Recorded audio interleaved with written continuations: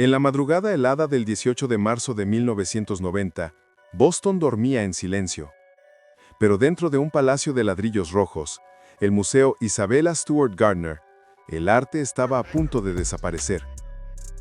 Dos hombres vestidos de policías tocaron el timbre, diciendo que respondían a una llamada de emergencia.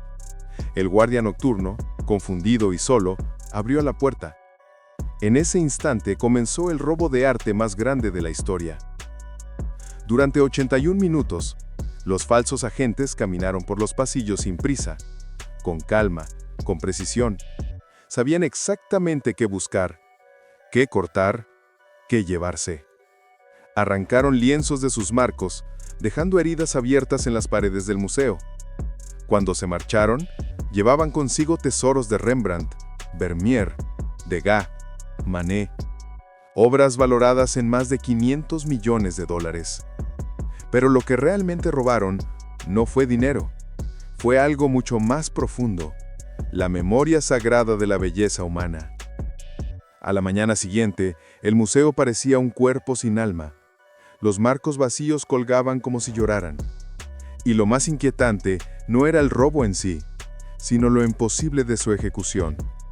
Ninguna alarma sonó, ningún policía verdadero llegó, ninguna pista real quedó atrás. Como si el propio museo hubiera permitido que su arte se vaneciera en la oscuridad. La noticia recorrió el mundo. El nombre Isabella Stewart Gardner volvió a los titulares, no por su amor al arte, sino por una tragedia que ni ella, la mujer que soñó con vencer el tiempo a través de la belleza, podría haber imaginado. Isabella había fundado aquel museo como un testamento a la eternidad, un lugar donde el arte viviría para siempre. Pero, ¿qué es la eternidad cuando hasta las obras más grandes pueden desaparecer en una sola noche? Desde entonces, el caso se ha convertido en una obsesión. El FBI lo ha investigado durante décadas. Cazadores de arte, periodistas, coleccionistas, todos han buscado respuestas, y nadie las ha encontrado. Las pinturas parecen haberse disuelto en la historia, como si hubieran atravesado un espejo hacia otro tiempo, hacia otro mundo. Pero quizá lo más inquietante no sea lo que fue robado, sino lo que quedó. Hasta hoy, los marcos continúan colgando exactamente donde estaban aquella noche, vacíos, como si esperaran que sus pinturas regresaran. Los visitantes se detienen frente a ellos en silencio, sintiendo un vacío que no se explica con palabras. Y ahí es donde comienza el verdadero misterio. Porque este robo no es solo un crimen, es un reflejo de lo que el arte significa, la eterna lucha del ser humano por desafiar al tiempo y la cruel certeza de que, al final, el tiempo siempre gana. Las paredes del museo aún respiran historias. Dicen que si escuchas con atención, puedes oír el eco de la alarma que nunca sonó, un sonido que atraviesa décadas, preguntando lo mismo que todos nosotros. ¿Dónde están las pinturas perdidas del Museo Isabella Stewart Gardner? Y, tal vez más inquietante aún, ¿por qué nunca quisieron que fueran encontradas? La madrugada se fue apagando sobre Boston, pero dentro del museo, el aire seguía cargado con algo que no se podía ver. Los marcos vacíos seguían allí, como testigos mudos de una noche imposible. Hay algo inquietante en el silencio de un lugar donde antes había arte. Es un silencio que no descansa, que se siente en la piel. Cuando uno entra al Museo Isabella Stewart Gardner hoy, no está visitando solo un edificio. Está caminando dentro de una herida abierta. Las paredes parecen susurrar nombres. Rembrandt, Vermeer, Manet. Cada sala guarda el eco de una belleza que fue arrancada. Y ese eco es lo que más duele, porque sigue resonando en los rincones donde antes hubo vida. Imagínate estar frente a un marco vacío, la madera envejecida, el polvo que se acumula con los años, y en el centro, nada. Solo un hueco que parece mirar de vuelta. Hay visitantes que dicen sentir una presencia allí, como si el alma de la pintura aún habitara el espacio que perdió. Otros bajan la voz sin saber por qué, como si estuvieran en un funeral. Porque eso es lo que el museo se ha convertido desde aquella noche. Un mausoleo del arte, un templo del vacío. Isabella Stewart Gardner nunca pensó que su sueño acabaría así. Dicen que era una mujer adelantada a su tiempo, extravagante, apasionada, casi mística. Creó su museo como una extensión de sí misma, una obra total, donde cada cuadro, cada flor, cada rincón, tenía un propósito. Todo debía permanecer exactamente como ella lo dejó. Era su forma de desafiar a la muerte, dejar un espacio donde la belleza fuera eterna. Pero el destino tiene una ironía cruel. Hoy, su voluntad se cumple al pie de la letra. Nada puede moverse, y eso incluye los marcos vacíos. Permanecen allí, congelados en el tiempo, recordando la noche en que la eternidad se rompió. Cuando uno camina por las galerías, siente que algo invisible acompaña cada paso. Hay una tensión entre lo que falta y lo que permanece. Las sombras parecen más densas, los sonidos más lentos. Es como si el museo respirara nostalgia. El arte tiene ese poder. Puede hacernos sentir la ausencia como si fuera presencia.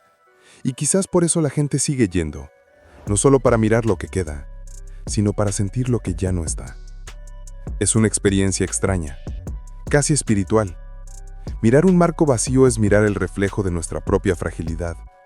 Nos recuerda que incluso la belleza más sublime puede desaparecer, y aún así, seguir viva en la memoria. Algunos dicen que el verdadero misterio del Museo Gardner no está en las obras que faltan, sino en lo que el vacío nos revela. Porque cada ausencia cuenta una historia, cada silencio tiene su propia voz. Y en ese diálogo entre lo visible y lo perdido, el museo se transforma en algo más que un lugar. Se convierte en una metáfora del tiempo, del deseo, de la imposibilidad de retener lo que amamos. Dicen que todo crimen deja un rastro, pero este parece haber sido borrado por el tiempo. Después del robo, el Museo Gardner se convirtió en un escenario de sospechas y teorías. Nadie podía entender cómo dos hombres, disfrazados de policías, pudieron caminar durante más de una hora entre millones en arte sin ser interrumpidos.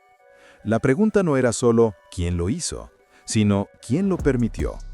Porque hay algo en la forma en que se ejecutó aquel robo que suena demasiado perfecto, demasiado humano. El FBI inició una investigación que, 3 décadas después, sigue abierta. Han pasado generaciones de agentes, archivistas e historiadores, y aún así, ni una sola obra ha vuelto a aparecer. Algunos informes hablan de la mafia de Boston, de coleccionistas secretos, de intermediarios en Europa que habrían escondido las pinturas en sótanos húmedos o detrás de muros falsos.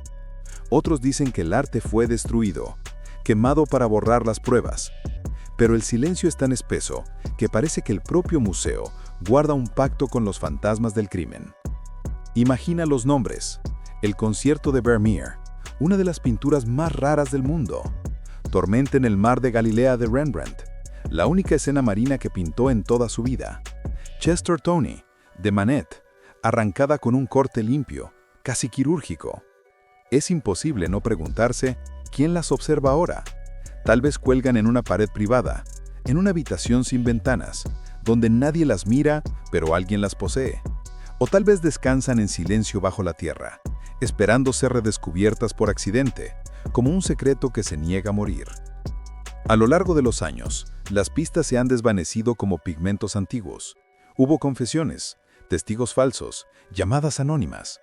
En 2013, el FBI anunció que sabía quiénes eran los ladrones, pero nunca reveló los nombres. La razón, según dijeron, era por seguridad. Desde entonces, el misterio creció. ¿Qué poder puede tener una verdad para seguir oculta después de tanto tiempo? ¿Qué miedo puede hacer callar a un museo entero? Algunos creen que las obras se convirtieron en moneda de cambio dentro del crimen organizado, otros que fueron ofrecidas como promesa de redención. Pero lo cierto es que en este caso, el arte dejó de ser arte. Se transformó en mito, en símbolo, en una obsesión colectiva. Cada intento de resolver el caso abre nuevas preguntas, como si el propio misterio se defendiera a sí mismo. Y mientras tanto, las molduras vacías siguen ahí, custodiando el secreto. Los guías del museo dicen que a veces los visitantes se quedan mirando tanto tiempo que olvidan dónde están. Tal vez porque en el fondo, todos queremos creer que la belleza no puede desaparecer del todo, que hay algo eterno esperándonos detrás de la sombra. El caso del Museo Isabella Stewart Gardner no solo cambió la historia del arte, cambió la forma en que entendemos la pérdida. Porque cuando la belleza desaparece, lo que queda no es solo vacío, es la pregunta que no deja de resonar. Dime en los comentarios una frase que resuma lo que sientes después de escuchar esto. El arte no se roba, se esconde del tiempo. Dicen que toda obra de arte es una forma de inmortalidad, pero el tiempo siempre encuentra la manera de reclamar lo que le pertenece. Las pinturas del Museo Isabella Stewart Gardner siguen perdidas, y sin embargo, su ausencia se ha vuelto más famosa que las propias obras. Es como si hubieran alcanzado otra dimensión del arte, la de lo invisible, porque lo que no vemos también nos marca. 30 años después, las molduras vacías siguen colgadas, obedeciendo la última voluntad de Isabella. Nada puede moverse, nada puede cambiar. Y sin embargo, todo cambió.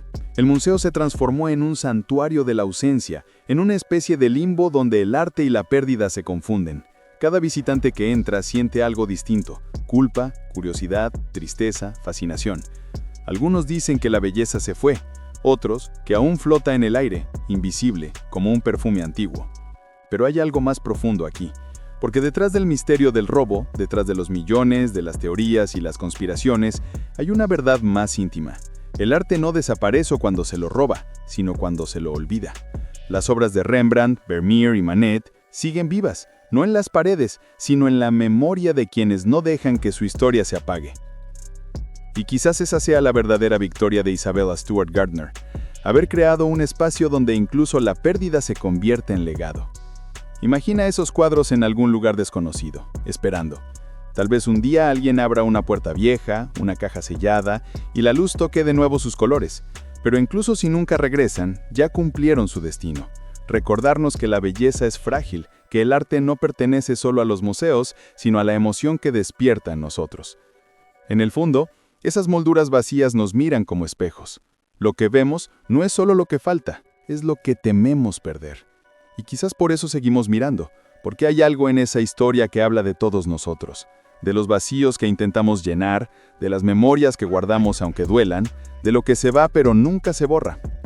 Las pinturas perdidas del Gardner se convirtieron en símbolo de lo que amamos y no podemos recuperar. Y en ese dolor hay una forma secreta de belleza. Tal vez esa sea la enseñanza oculta de esta historia, que todo arte en el fondo es una desaparición, el instante en que el artista entrega algo que ya no le pertenece, el momento en que nosotros, espectadores, nos volvemos los guardianes del vacío.